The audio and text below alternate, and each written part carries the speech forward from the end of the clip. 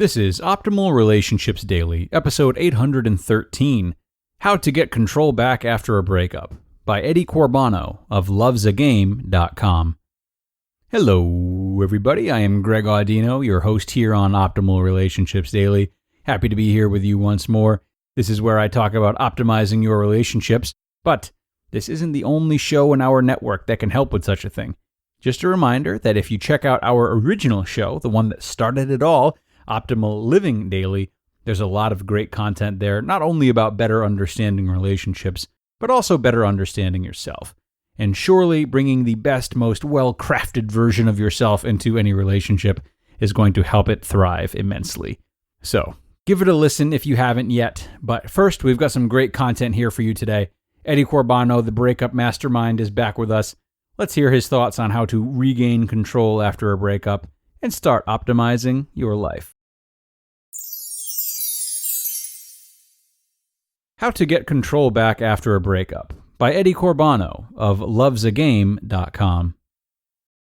Dear Eddie, my actual breakup occurred several months ago, and I immediately initiated the no contact rule, which included unfriending him on Facebook, deleting all his texts and his phone number from my phone, and deleting all emails and his email address. My sanity truly depended on it. I did, however, receive a text from my former boyfriend on Mother's Day, wishing me a happy Mother's Day. I chose not to respond immediately. I gave it 24 hours, and during that 24 hours, I became increasingly agitated. So I decided to text him a message before deleting the text that he had sent. I told him not to ever contact me again. He broke my heart, so he didn't have the right. I also told him I was aware that he had dumped me for a lady who has money, and that he was clearly not the person I thought he was.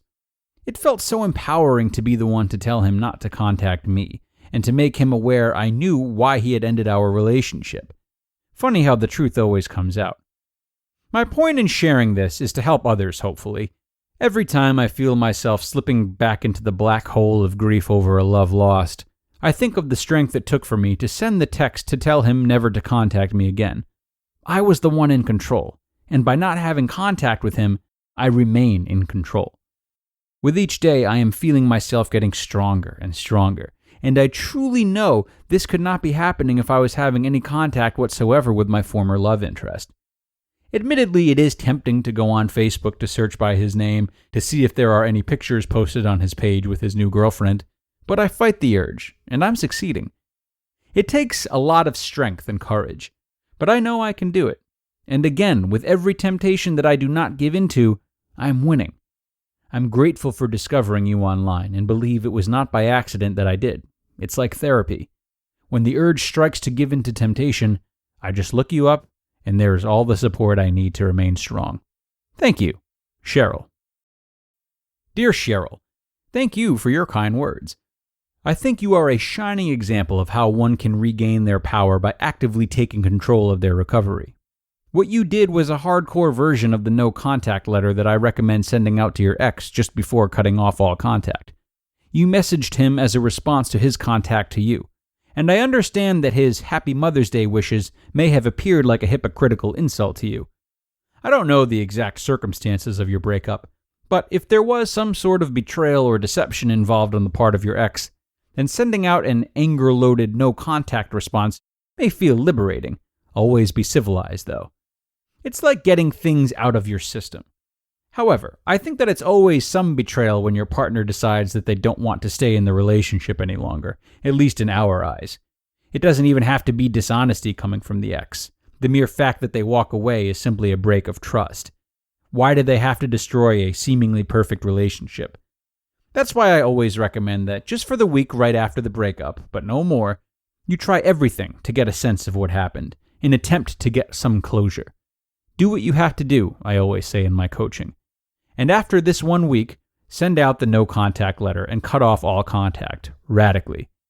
2 main things happen to people right after the split, if they allow it. Number 1, a loss of power and control.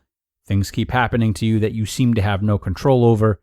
And number 2, destructive passiveness.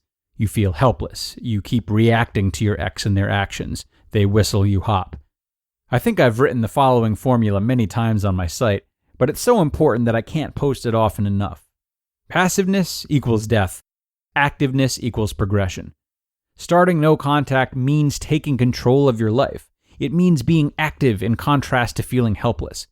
Like Cheryl said, I was the one in control, and by not having contact with him, I remain in control.